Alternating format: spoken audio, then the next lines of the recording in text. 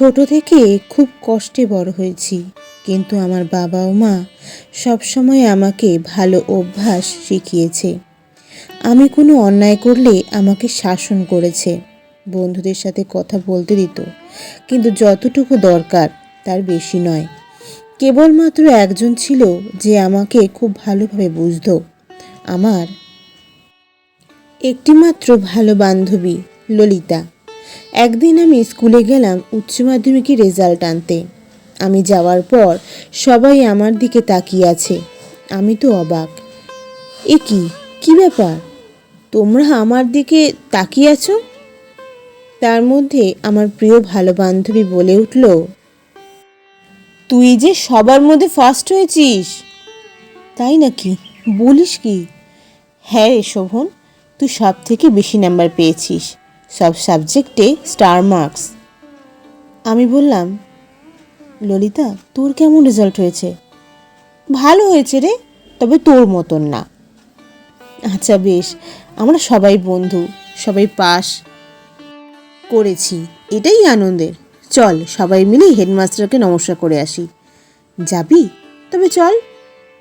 আমি মাস্টারমশাইয়ের সামনে যেতেই আমাকে বলল, ও শোভন তুই, এসো, তোমার রেজাল্ট দেখে আমি খুব খুশি হয়েছি। তোমার মতন ছেলে যেন ঘরে ঘরে হয়। আমি বললাম, মাস্টারমশাই আমাকে আশীর্বাদ করুন, আমি যেন মানুষের মতো মানুষ হতে পারি, সকলের সেবা করতে পারি। হ্যাঁ শোভন, তুমি নিশ্চয়ই পারবে, কারণ তোমার বাবা গরিব হতে পারে কিন্তু খুব ভালো মানুষ, তার ছেলে তুমি, তার মান তো তোমাকে রাখতেই হবে। সেই সময় ললিতা হঠাৎ মাথা ঘুরে পড়ে গেল। ওকে তুলে ধরলাম, তারপর ওকে ওর বাড়িতে পৌঁছে দিলাম। দেখতে দেখতে আমি একটা স্কুলে মাস্টারের চাকরি পাই। বাবার কষ্ট কমে গেল। বাবাকে আর কাজ করতে দিতাম না, মায়ের জন্য কাজের লোক রেখে দিলাম, আর মাঝে মধ্যে ললিতার সঙ্গে দেখা করতাম। আমি প্রথম দিন থেকে ললিতাকে মনে মনে ভালোবাসতাম, কিন্তু কোনোদিন সাহস পাইনি ওকে কিছু বলার। তারপর একদিন বলেই দিলাম ললিতাকে যে আমি তাকে ভালোবাসি। কিন্তু ললিতা অবাক হয়ে গেল, আমাকে বলল, সে কি, তুই তো আগে আমাকে বলিসনি? আমি তো রনিকে ভালোবাসি, আমাদেরই বন্ধু। আমি আকাশ থেকে পড়লাম। কিছুক্ষণ হতবাক হয়ে তাকিয়ে থাকলাম ললিতার দিকে, আর শুধু বললাম, ও তাই, তবে বিয়ে কবে করছিস? ললিতা বলল, এখনো দিন ঠিক হয়নি, ভালো দিন দেখে তারপর বিয়ে ঠিক হবে। আমি বললাম, তাই, খুব ভালো খবর। জানিস ললিতা, কোনো আশা কখনো লুকিয়ে রাখতে নেই, বলে দিতে হয়, নয়তো আমার মতো পস্তাতে হয়। বেশ, কিছু মনে করিস না, ছোট থেকে কিছু জিনিস আমি তোর জন্য তৈরি করেছি, সেগুলো নিবি তো?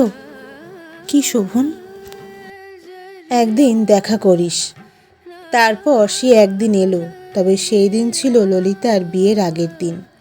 ললিতা বলল, কই শোভন, তুই বললি আমায় কি দিবি?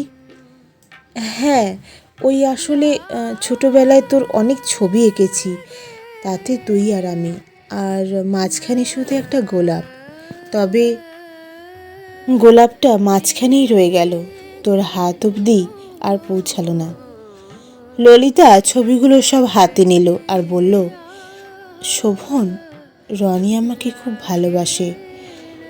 যাই হোক, তবে আজ আসি শোভন।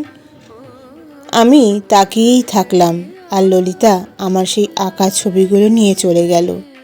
আজ আমি একা, আজ আমার প্রিয় বান্ধবী আর আমার রইল না। বন্ধু সবাই কাউকে ভালো লাগলেই প্রকাশ করতে হয়, নয়তো কষ্ট পেতে হয়। ধন্যবাদ। গল্প রচনা শ্রীমতী নন্দিতা দাস। জয় তারা, জয় বাং।